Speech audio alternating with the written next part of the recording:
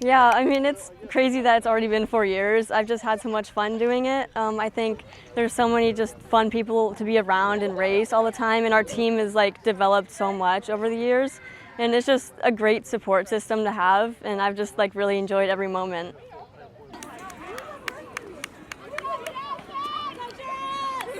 Go Jasmine.